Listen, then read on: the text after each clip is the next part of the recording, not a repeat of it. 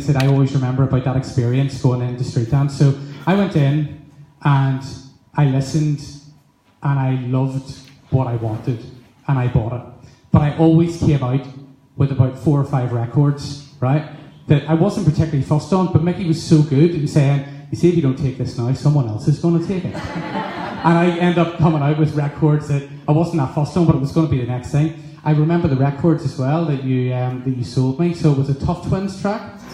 Well, that was mine, sorry. Yes, that's why I brought it up. I also Alice DJ, before it was Alice DJ, You'll Never Walk Alone, which everyone here will know, was Jürgen Fries. Yeah, remember that? So that, and also a remix of Frankie Goes to Hollywood, The Power of Love, that never in a million years would I have bought, but it's a Micky track. It's a Micky track all day long. You would have played it. And it's a Rob Sir remix, so that's very famous. Right, and then I'll tell you this, it was a red plastic vinyl. And after I brought it home and I was like, I'll never play this, it turned out to be one of the biggest tracks, and I played it and I was very thankful for you. Not that I said thank you for selling it. There you go. So there you go. So that was the first time I met you. Well, let's go back to the start. And growing up, I mean, for me it's quite embarrassing. I was listening to stuff at home. I remember my mum playing the Nolan Sisters. So for you growing up, what were you listening to? What was the inspiration? Well, my favourite bands still today would be things like ABBA, the Bee Gees, you know, so we would have grew up with that sort of disco orientated stuff, you know, we always would have had music, Steven and stuff like that there, you know, and we would have been listening to that type of stuff. But going in the concert tickets that I have here, there's actually the Nolans concert in, I think it was the Strand Picture House, you know, so me and Maxine, we all went to see that in the early days. So like those things are a representation of what I like musically, right across the boards, AC/DC, Erasure, the Nolans, ABBA, Bee Gees. I'm totally into it all. So before obviously production came DJing, so growing up, everyone who's a DJ has a story about how they get started. So Maxie used to DJ, so I would have carried his records around. He'd probably say he's better than me, but that's nonsense. We all know that. So what was the first gig that you went to that made you think, you know what, I want to do that?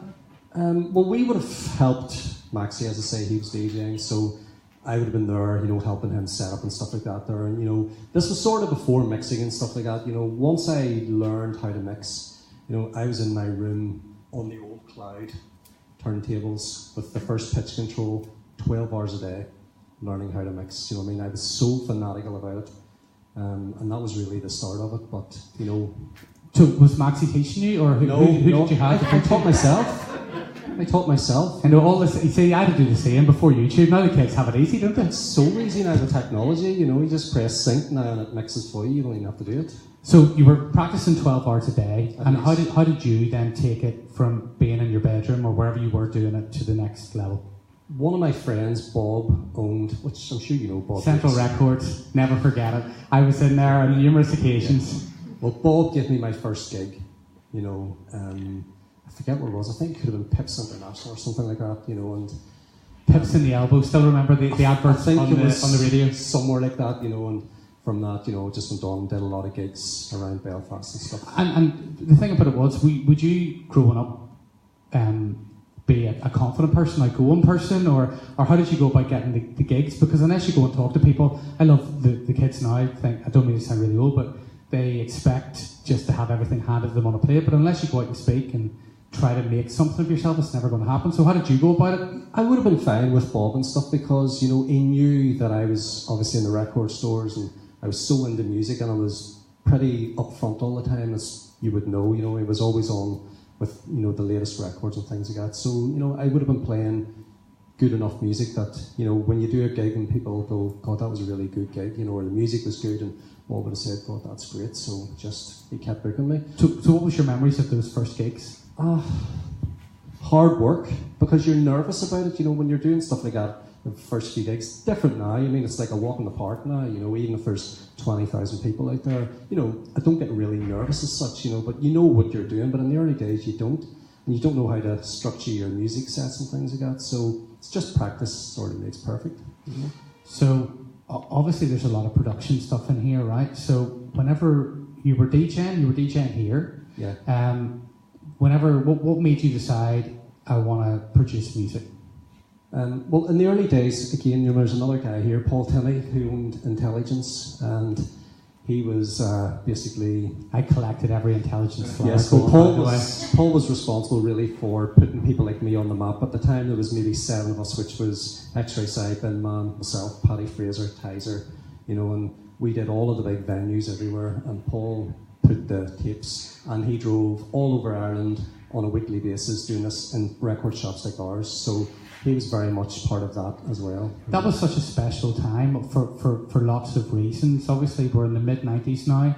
Troubles were ongoing. People weren't really coming into Belfast. I mean, probably the only place that was going was Thompson's, really. I was the first resident of Thompson's. Yeah, so that was only... But everyone was travelling around the country. So these nights were springing up left, right and centre. Yeah. If my memory serves me right, Eddie Ray was on BCR telling everyone where the buses were going to and from. Avenue 1 bar in Newton Arch Road. Yeah. And people were going off to wherever it was. So what was the feeling like, and what was the spirit on the dance floor like? Because without making you sound old, Mickey, I was too young to go at that stage. Yeah. So what was the atmosphere like at that time? There was nothing like it, and you look at people who we obviously would respect, people like Paul Oakenfold, they still say that Kelly's was the best club in the world, and to have gigs and an audience like that every week, we had places like, I see Brian Moore here, Tracks, Kelly's, The Coach, Circus, Exit 15, the Met Arena. There was no venues like them anywhere else, and the audience that went to them, atmosphere was so good, it was unbelievable time for music, and DJing. An unbelievable time for music and DJing, and there was a spirit that, do you think it helped the situation in Northern Ireland, what was going on there? Yeah, because people like to get out of Belfast, Belfast, in honest terms, was a war zone, and people, when you come to music and stuff like that, it doesn't really matter what you are, where you're from. They're going there to have a good time, and music brings people together. It was very, very important at the time. So anyway, you went through all that, okay, and then you came to producing music, right? So how did you go about from being, because obviously technology's changed now. I mean, people can have a computer in their house now and just work away with the software and stuff. But for you starting off producing music, how difficult a jump was that from just being a DJ to producing? Well, I wanted to make records, from a very early point in my career, and I went to London. I think the first record I ever made, I went to Scotland and worked with some guys over there. And I come back, and when I listen back to them now, they're awful. Those records are terrible. But I went on and did obviously the Tough Twins things, and we got a lot of success for them. Licensing to America and a lot of European places like that. And at the time, I was getting major support from people like Tony DeVee, who was like God to me. And he's not here anymore, God rest him. But, having support from people like him, Steve Thomas, Pete Wardman. But how do you make that happen? Because we're all sitting here going, that was brilliant. But how did you do it? I knew these people again. I was making a lot of records with Rachel Auburn, Paul Masterson, Lisa Pinup, and Savage. And I was sending my records to them. Again, these were vinyl, so I would have been doing a test pressing and sending maybe 10 test pressings out to that these cost you about, what, 60, 70 quid a pop? Probably. The acetates would have cost you 50. So I would have been in the studio in London. When I was doing the Tough Twins things, I would have been in the studio in London, and I would have been straight round to the pressing plant and done maybe 2 acetates, which would have cost me £50 each at the time. A 10-inch would have been £30 each at the time. So you chose who was going to get them? I chose specifically who was going to get them, but I remember, for instance, watching television one night, Anne Savage was on live at Gatecrasher, I think it was, and I had sent her an acetate. It's a defining moment for me, to be honest. And I seen the record box, and she was flicking through the records, and I seen her lifting mine up, and I was like, she's going to play it. This is live on television. Like, for us, I was like amazing. And what channel was this on? I can't remember, it was MTV or something like that, but it was being recorded live. And she went to something else, and I said, oh God, she's not going to play it. And then she went back to it and she put it on, and I was like, she's definitely going to play it. And she played the record. Well, like, that was just like me winning the lottery, at that time. So, and from that, you went on and just signed records to various labels and started to move on. And you were producing across the water, so how did it come about getting the studio here? Well, I was working in, I'm sure you remember Clyde Fisher, Love Changes Everything. I worked in the Stone Room, which was actually owned by Rod Fisher. So we did all of the Tough Twins records in the Stone Room. And, I was in London every 2 weeks, literally, making music and then DJing at the weekends, working in the record shop. It was quite a killer schedule. And then I decided after a while, I'm going to open my own studio here in Bangor. So my brother Stephen did all the work for me and set up the studio in Bangor, and been there ever since, 15 years. The one thing which amazes me about you is that you've always had the determination and the guts to keep going, because I'm sure over the period of time, we look at this now and this holds so many memories for you, which we're going to get through very shortly, but whenever you go back, there must have been so many people, because I mean, I see Cliff here and a lot of people involved in the music business and stuff, and people always say, you can't do it.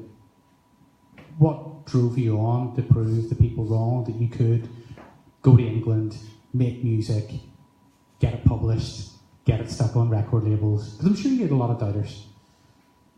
Yeah, and you have a lot of competition as well, Pete. You know, that's the one thing. You know, it's more difficult today, I think, because every kid with a laptop is now a producer, whether they can make music or not. I mean, there's sound packs there that, you know, you can make a record in an hour. You know, but in the early days when we were making it, I mean, you did have to have drive and determination. And I think you have to love music first and you love DJing. And, you know, I think once you put out a few records and you go, God, I love that reaction. I love people playing my records. You see your name on an album in Germany or France or Sweden or wherever it is, or America. Like, one special time for me is we went to New York and I went into HMV in Times Square, and on one of the listening posts they had an album by a friend of mine, Dave Odd, and mine was the first track on the album, and they're in the listening post, and I was like, my God, New York, Times Square, there you go. It drives you. Yeah, absolutely, and you get the buzz from it, so you just want to keep on being successful and producing. How have you stayed current? Clubland, you know, obviously when I had Dancing in the Dark, I mean, it was just a smash all over the world, but Clubland is a very current label. I mean, they still have #1 albums Got a TV channel? They've got a TV channel. I mean, they've got millions of fans. We do all the events. I'm the resident, you know, in all of their UK events. And we're actually taking it to America this year and everything. You know, I'm a resident in Ibiza, New York this year again for them. So, you know, that sort of keeps you current, as in, you know what's out there, you know what's on the album. So you have to do your homework, Pete. You can't sit at home and go, well, I'm not going to make any records for 6 months and then go back to it. I mean, you lose touch. I make music every day, or I'm involved in music every day. Do you ever get to a stage, though, where you're not feeling particularly creative and you drag yourself in there and you think to yourself, I'm just banging my head off a brick wall here, what's the point? You do get your down moments. You know, people don't realise, you know, I work late generally. If I'm doing studio stuff, I find that easier to work at night. You know, your phone's not going and stuff like that. But, you know, you can get to 2 o'clock in the morning and go, really, I want to go home. You know, or you may get something really good at 1 o'clock in the morning and go, well, I'm not going home, I'm going to stay here and do a bit more, something like that. But, you know, it's swings and roundabouts. You know, I mean, you love music, and that's that. You mentioned Dancing in the Dark. So, was Dancing in the Dark the pivotal moment for you? Because obviously you were producing a lot of music before that. You were a DJ in your own right. You're touring, well, you're across all of Northern Ireland and beyond at that station in England. But what did that song do for you? It was unbelievable, to be honest. You know, that was a hit all over the world. You know, I don't know how many countries, but it was a massive hit everywhere. You know, and still today, I mean, it's the pivotal record for me, really. You know, you just can't explain how many people love that record. It's very difficult for me to take that on board. You know, especially like Scotland and here. You know, it's people just love that song, and it was never intentionally made to be like that. Obviously, you want to hit every time, but you just never know when things like that come around. So once you have that hit, are you always trying to find something that will live up to it? Yeah. And if you don't get to that, how difficult is it?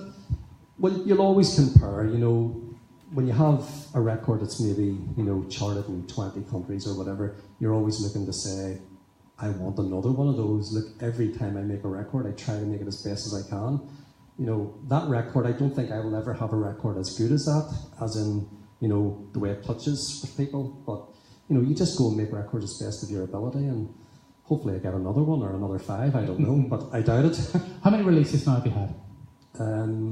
I think on iTunes it's nearly 800, which is quite a lot. Like. And that, yeah, absolutely, and that's before whenever you get to all the bits and bobs you fired out in acetate years ago that didn't go anywhere. So over 800 officially on iTunes, which is incredible. I think that deserves a round of applause, by the way. So you've got 800 releases, and we look into this and we can see a lot of stuff involved around Clubland, right, at the Clubland label. Did Clubland, how did that association come about, and did that change your life? Yes, I was always very good friends with the two guys who owned All Around the World Records, Matt and Chris. They're part of Universal Music, so they started the brand, the series, Clubland, the albums. And how many stuff. years ago was that now? I think the label has been going for around 20 years, but the Clubland brand is maybe around 10 or 12 years. You know, because Dancing in the Dark was on maybe 7, 8, 9 type of thing. But before that, they maybe did a few more albums before that, 1 to 5. So maybe a few years before that. But you know, it changed, you know, my life in that way, because you're just stepping it up to being TV advertised on every release that you're doing. You know, we were doing obviously then music videos for all of those, and they were high budget. You know, so you were going from doing Tough Twins records where you were never doing videos. You know, you were obviously in all of the UK record stores, but I mean, this, you know, you would be in the front as HMV and stuff like that, you know. So everyone pretty much in this room knows you as Micky, right? Yeah. But how many aliases have you had, and how many have you recorded under? Well, I did the Pink record. I was Electroheads, which you probably remember. We had quite a few records out at that time and got great response. With the Pink one, I did the Tough Twins, Naya. And how do you come up with the names? I don't know. Do you just sort of come up with these things and say, well, that'll do for that? You know, I always try to think of anything that looks well on a poster could be a good name, but it could be anything. You look at some of the names today, you know.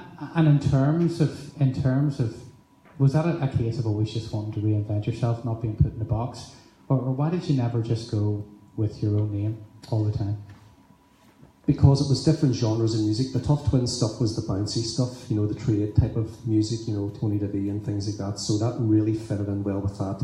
And we had an image of the sort of the Weetabix men and things like that, so it was quite funny. Electroheads was trance. And because I like different genres of music, you know, again, you know, the Micky Modelle thing was obviously more commercialised. And I love commercial music because my favourite bands are ABBA and Bee Gees and things like that. So, you know, you do try to reinvent yourself to fit in what's current. My Acadia project that I've got at the moment, again, is, you know, the current house stuff. So, you know, we make music, you know, at the 128 tempo or the 125 tempo. I couldn't do that as Micky Modelle because people already would be saying, God, is that 140 music that he's doing? It's different than what, you know, so you have to sort of reinvent yourself. So let's get into this cabinet first and foremost. You mentioned the Pink record, right, which was obviously a massive thing for you. How's getting a remix? And like Pink is without doubt one of the biggest artists in the world, particularly over this last 10 to 15 years. How do you end up on her record? That was a very strange scenario. My manager's a guy called John Truelove, who wrote the massive hit You Got the Love by The Source, which was covered there by Florence and the Machine. Florence and the Machine. You know, so he was the original writer of that record. So he's been managing me for 20 years. And he rang me one day and he says, do you want to do a remix on Pink? And I was like, yeah, what song is it? He says, God is a DJ. And I said, okay, sent me the parts. He says, I've got to tell you, there's 25 other producers in for this as well. He said, so it's likely you won't be getting paid for it. And I said, so hold on, is that like a bit like an architect, right? So the architect draws up plans, hoping to get the gig, doesn't get the gig, and all that's going to. Yeah. So would you have done the track or done this numerous times, and then the record label says, sorry, we're not going to use it? Generally, we don't do. You know, these days I don't do music for people on spec. You know, I've earned the right to. But at that stage, that would have been the case. Yes. Yeah. You know, so to get this mix to stick, how big was that? It was amazing, you know. So what he did, he sent the parts across, and he said to me, "Look, have a go at it anyway." So I did the mix. It took me about 4 days to do the mix, and sent it across to him. And the guy from the UK flew across to New York with the 25 mixes that he had, and out of the 25, she picked mine. And I was ecstatic, as I'm sure. Like winning the X Factor? Yeah, it was unbelievable. And, you know, my name is on the record, which is amazing. But 2 weeks even later, she came back and asked, could they then use it for the US, and paid me the same all over again for it. Happy days. Which was amazing to get a US release and a UK release. Absolutely. We get into the caps here now, right? Yeah. So this has become a bit of a trademark of yours, along with the headphones. Yeah. This has become a trademark. How did this come about? I just like diamonds. That might sound. And that's that. Yeah, why not? And you put some shoes in your time as well with diamond encrusted Silver shoes. ones. Yeah. I just love fashion as well, so I was always sort of into fashion too, so it goes hand in hand with the music. Whenever you look in here, this is a lot, obviously a lot of memories for you. How difficult was it to select the stuff to go in here? I see the Intelligence Award for the Live in the Parliament tapes. Remember buying the tapes? I loved mixed tapes, and I've got a huge box of them upstairs with no tape player to play them on anymore. All these are special individual memories for you, but why these ones? Well, a lot of the Clubland ones, like 12, 13, they were huge sellers for us. I think maybe at the time they were doing 500,000 albums. I mean, Clubland series was the second biggest selling in the UK, next to Now. I mean, so they were like selling double what Ministry was selling at the time. So it was important, to be part of these. I mean, I've got some of the Big Night Out, that's Ministry of Sound. That one up there. I was in the top 50 tunes of 2003 with the Electroheads, No Sleep.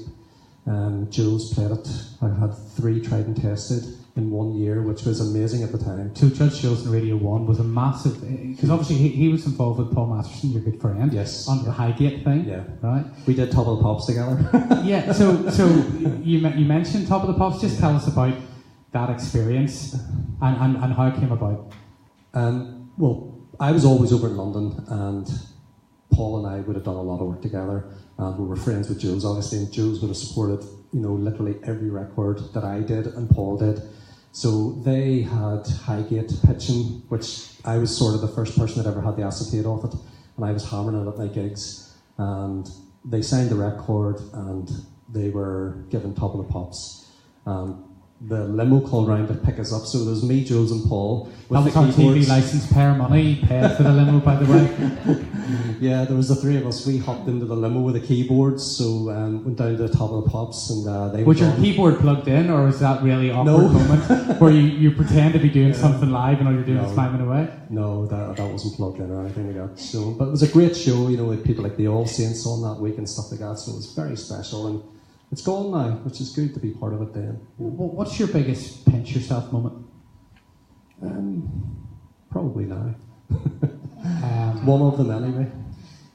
In terms of your career, and you've looked. Listen, this isn't. It makes me sound like it's the end. It's not the end of it. We're going to get on to what's coming next. But up to this point, all right. Whenever you look at it, what is the one thing that you're most proud of? Probably Dancing in the Dark. It's just such a massive, success, that record. And it still is probably the one record that people would come to me and say, "Would you play that for me?" That would be the one. So, and having the guys on Radio 1, when that went into the charts, it was on my 40th birthday. It's so funny. And the guys from the chart show, I think it was JK and Joel, sang Happy Birthday to Me live on Radio 1. Have you got a copy of it? I don't actually. I would love a copy of it, and I don't have a copy of it, but that was a special moment, The one thing is I love about your display, I want to get onto the helmet in a second, because you need to tell me about that, but it's the local references. So I mentioned the Intelligence Award, who of course were responsible for all those amazing club nights. I look here at the Big Buzz Awards, which at the time, those awards in Northern Ireland were massive. Huge. And to get those awards for Best Irish Club DJ must have meant quite a bit. It really was, yeah. I got it 3 or 4 times, and Barry and Jenny were very supportive of my career, as was people like Robin, who worked for the Big Buzz for many years. Yes, they were very special gigs as well. You were at a few of them yourself.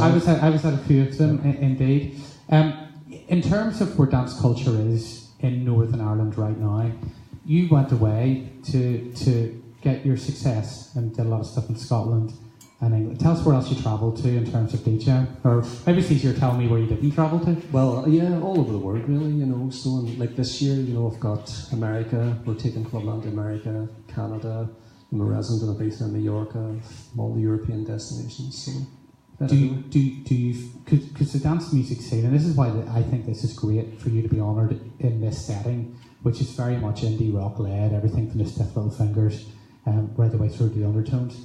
Dance music culture has played such a massive part in Northern Ireland, whereas now, to a point, I think dance music culture is probably seen as being more prolific elsewhere in the UK and Ireland than perhaps it is now. Does that disappoint you somewhat? I think, we still have a very loyal audience. If you get a good gig, it's a really good gig. I love to play gigs here. I've got the Scooter gig coming up 4th of May, and it's sold out 3,000 people. I'm so looking forward to that because I know that is going to be one of the best gigs this year for me, no matter where I play. We have a great audience here. Tell me about the helmet. That was for Show Me Heaven video, and I was a racing car driver. Wasn't very good at it, but... So what, the green screen was in the background? No, it was actually live. I was hammering around this course in the car. You see, when it comes to dance music videos, right? I hate them. Well, I was going to come to that, because some of them are utter tripe, some of them are very good, but for me it's about they want the song played on music television, they have to put something out. Yeah. So you're shipped out, right, to do whatever it is that you've got to do, and you must get the scripts or whatever, and you must think to yourself, oh God. I imagine that's the case. And who comes up with the ideas? Or has there ever been a situation where you've turned around and went, categorically, I'm not doing it? Well, we get scripts. Usually what we would have done, we would have got scripts, maybe 10, and we would have went through them and thought to ourselves, well, this one is pretty relevant, or this one looks good, or that script's quite good, there's good parts in that, but you would end up maybe on the day having to change things around, like the video for I'll Get Over You. I was a barman, so they hired out this bar in Camden Market, and they closed the whole thing off for the day, so we were there all day. And they actually brought someone in to teach me to do what they do in cocktail, like throw bottles, and I was like, this is going to be a disaster. So I throws the bottle up anyway, and the bottle smashes the lights underneath the bar, and they said, well, that just cost the record company £500. And I was like, well, they shouldn't have got me to do it then, what do you want me to do? So that was a disaster, but the video ended up really good, and the editing was great, but, I wasn't really very good at videos, Pete, no. In terms of your commitment to record labels and whatever, what's been the worst thing that they've said to you that you must do this, you're under contract? They've never really said that to me, to be honest. I can honestly say, all of the labels that I work with, and I'm quite lucky, to be honest, because a lot of the Clubland guys only work with Clubland. I work with every label. I was signed to Ministry as Weekend Warriors, did the Don't Stop Believing and the Journey record, at the same time as I had Dancing in the Dark out. So I was able to work with both labels. I also was signed to Sony. I've just signed a deal this week again with Sony, with Acadia. And I work with Virgin, so... How do you celebrate every day? I got another one over the line. What happened?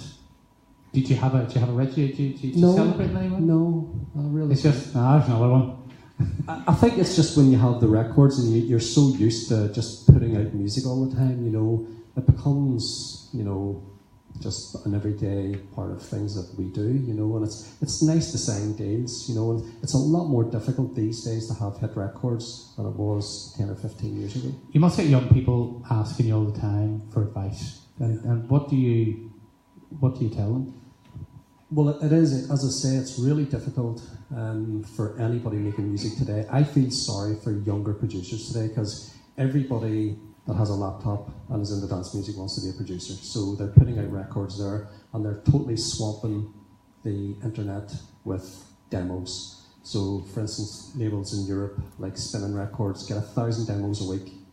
And out of those 1,000 demos, they may sign 5. So the following week they're getting another 1,000, the other week they're getting another 1,000. So even people like me, we're lucky enough that we have great contacts and great relationships with some of the labels. But if you're a new person trying to sign a record, it is literally impossible unless you get people like Pete Tong or whoever supporting your records. But it is really difficult.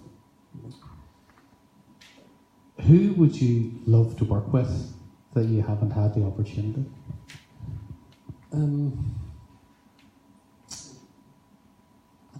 there would be a few vocalists, you know what I mean, that I would love. You know, people like Florence and Shane and things like that. There are, you know, maybe do a collaboration with David Guetta or something like that, because I love what he does with music and stuff. You know, so you know, I'm just happy about being able to make music generally. You know, there's nobody there that I would really say that person I have to make a record with, but I would be happy to do. There's quite a few people there that I would be happy to work with. I said earlier on, this isn't like a showcase of your career and that's it done. You mean I'm sure you've still hopes, dreams, and aspirations, like lots of us in this room. So, yeah. So what are they?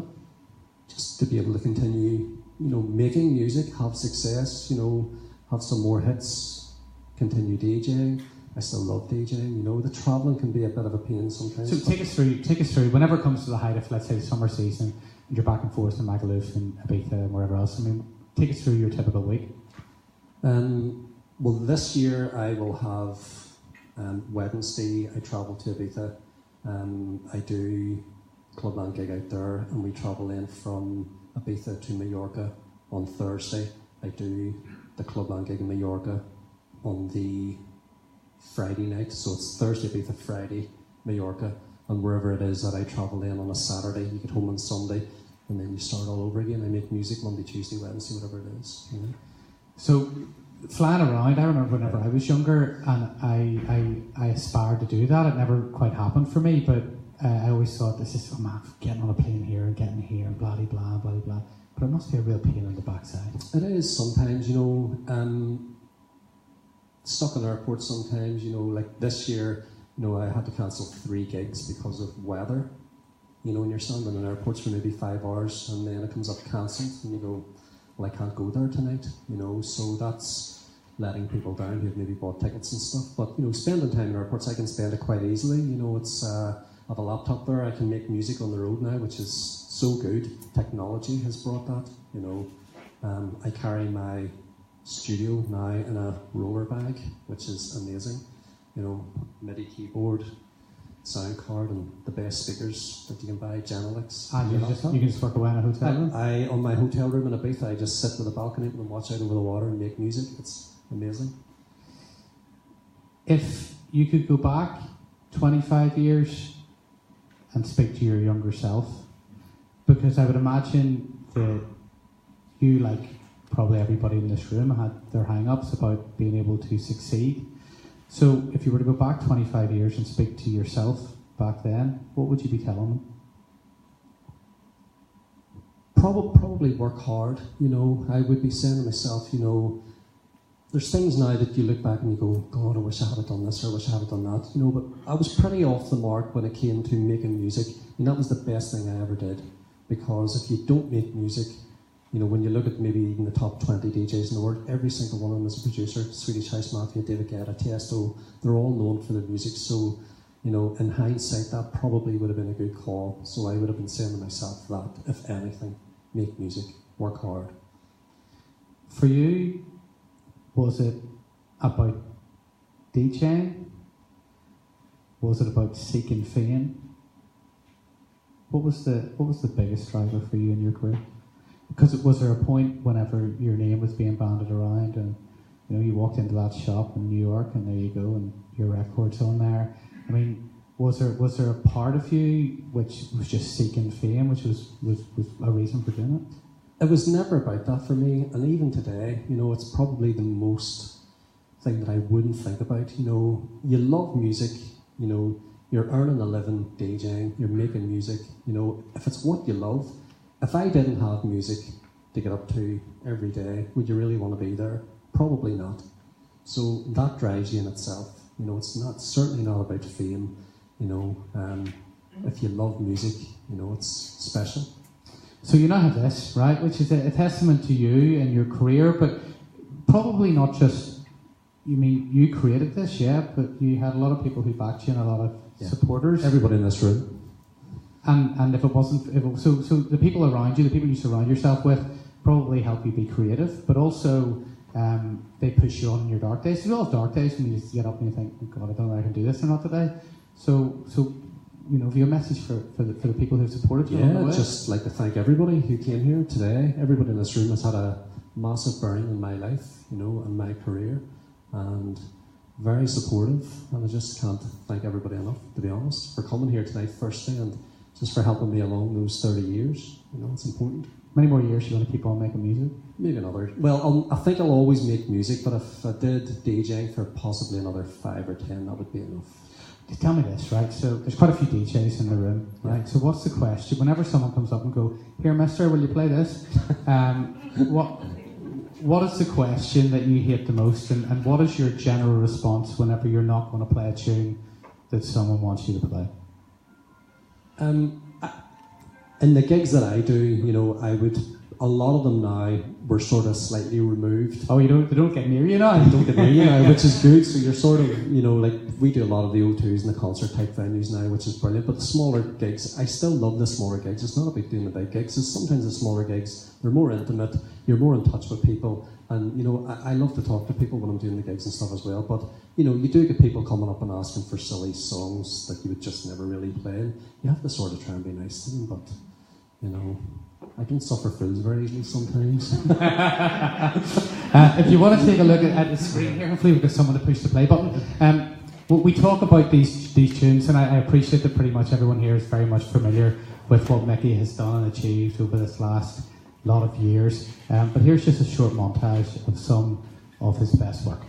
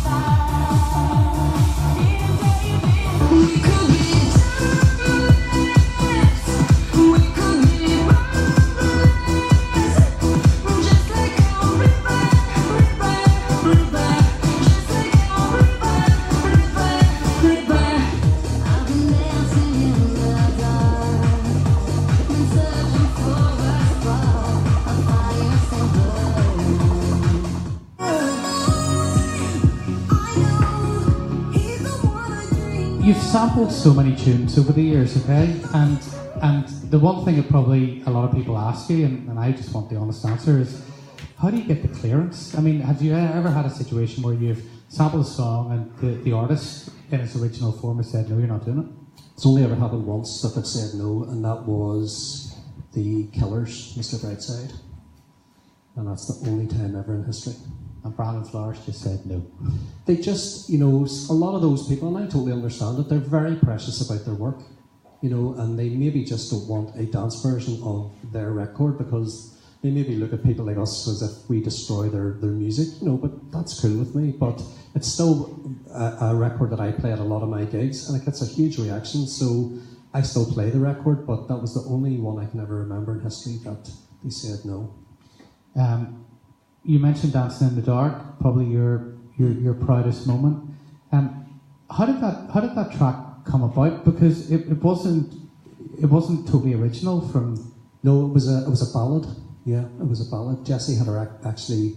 And for those in the room, you go, who was Jessie, and how did you come across her, and how did all that happen? Yeah, well, the record was a ballad. She had released it in Belgium herself as an artist, because she already had other records out under the name the Mackenzie and stuff like that, and she was having great success, but she released this as a ballad and it didn't do very well, and I came across the record and put the music to it. It did sort of like a bootleg, and I then got another girl to re-record the vocal. I took it to Universal, and the Clubland guys, they said, "This is going to be a smash." And I was like, okay. And he said, "But we don't want the cover vocal on it. We want the original Jessie vocal on it." He says, "Can you get her?" And I said, "Yeah, I'll go and get her." So I contacted Jessie's record company. I knew her boss, and we hooked up, and she recorded the vocals for me. And I think it took about 8 or 9 months before the record actually went into the charts, and that was that. We're going to wrap it up very, very shortly, but the one thing about being involved in club culture and clubland, not so much the label, but just in general, there are DJs that come, there are DJs that go. There are people who deem they need to play a certain type of music in order to be credible. You mentioned earlier on that you love cheesy stuff, you know. The one thing for me is that you will turn your hand to anything. So I'm looking here, the likes that you've remixed like Irish Clubland and Country Clubland and different bits and bobs like that, right through to stuff that Judge Jules would play. So how do you get away with it? I don't know. I just go into the studio and I come up with an idea, and that's that. You know, I mean, and for you, if it sounds good, yeah, that'll do. Yeah, and I honestly think, again, all of the years in the record shop, I was the buyer. Maxie and people like that would have sold. Micky just would have hassled everybody as usual. But I was the buyer, so I would have been sitting on the phone spending their money. You know, things like, as you remember, Flexible, Alice DJ, all of those House Nation records. I would have been on the phone to Spain, bang, every day, 50 of that, 20 of that, 100 of that, you know, and then obviously bringing it into the shop, and you guys would have been in buying those records and things like that. When you have an ear for music like that, and you can, you know, be sure, I really think that helped my making music. That education in the record shop was really powerful. I'm curious about your thoughts on this, but for me, growing up, the record shop experience was one of the best things. At the start, it was the worst thing. It was like you were walking in there, the DJs knew everybody, they knew the people behind the counter, everyone had a few sneaky records held down there for them. I wanted access to them, I wasn't getting it. You had to come in week out and then try to get to know people and get over that intimidating factor, and then you would have known where to go. You went to street dancing this day, and you went to Elite Records on that day, and Bob was selling Business Showline at Centre Records, Underground Music, Paul Murray shop and Bangor. You did the rounds, and you got to meet so many people. I don't know how you feel, but for me, for the younger generation coming through now who are just downloading tunes on their laptop, they're missing out on so much. It is the worst thing that ever happened to the music industry. And that's coming from someone who makes enough, yeah. I would imagine, a lot of their from downloads. And yeah, I think it's the worst thing that ever happened to the music industry. Firstly, it was a social thing. You went into town 3 days a week or 4 days a week, you know, or at the weekends or whatever. And, you know, there's even people here, I see people like Jimmy, you know, used to come into our shop every week. And, you know, we wouldn't have known people like that, people like yourselves, if you hadn't been able to come into the shops every week. There is no shops anymore. You know, the whole social thing, you know, and having a record collection as well. You know, we still have 30,000 vinyl probably, you know, at the studio. I'm not moving house again. The last time I moved, that horrendous. That was it. But no, kids don't have that anymore. They have some downloads on their phones, and if they lose their phone, the whole record collection's gone. What are they going to have in 20 years' time? Nothing. I think it was the worst thing ever happened, stopping pressing vinyl and having the charts, you know. We are surrounded in this room by nostalgia and some amazing artists. And the music game is a bit like the fashion game, and it keeps going round in circles. Whenever the dance music explosion happened in the late 80s, early 90s, and mid 90s in the super club era, no one could have foreseen where club culture and dance music culture would go. I don't know how many years have panned from then, and we're still going, and it's still happening. But where do you see club culture, dance music culture, dance records being viable and being played on the radio, on Spotify and all that? Where do you see it going in the next 10 years? Do you think it's going anywhere, or do you think it's going to disappear? No, I think, you know, with the whole American explosion, you know, the EDM thing, you know, they were a bit late off the marks. You know, we were there from day one, really, you know, the UK people.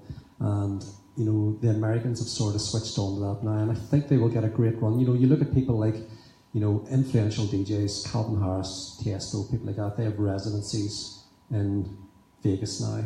They don't even come to Ibiza now because they're getting so much money in America, they don't need to. People like Fergie has moved out, you know, a long-time friend of ours, and he's a resident at Hakkasan, you know, he doesn't do Ibiza anymore, you know, so I think they're going to get... Would you take it if it happened? No, I wouldn't. No, I wouldn't. Why's that? Because I like doing what I do, you know, Fergie made the right choice for him at the time, you know, the UK just wasn't really working for him, you know, and I think what he's done now is absolutely amazing. I have an awful lot of respect for Fergie, you know, because he has worked hard also.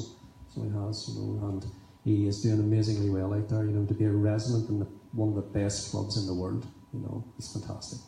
Don't want to just pan back, sort of go back to the Troubles, but there's a bit of a hangover in this part of the world, I think. People would sometimes think that because they're from here, to do what you've done is totally unachievable. I don't know, there's quite a good few people in this country, you know, that have achieved really great stuff. David Holmes, you know, they're all around the same age. Robbie Nelson, you know, people like that. Phil Kieran, Fergie, you know. And we breed good DJs in this country. That's one thing I will say. We're passionate about our music. It doesn't matter where you're from, what religion you are. That doesn't even come into it for me. You know, we make music, we play music, we enjoy ourselves, and that's what it's about. Many years did you say you've been doing this at the top? Well, I'm DJing 30 years, you know, so I don't know how long I'll do it like now, maybe another 5 or 10, but that'll be it.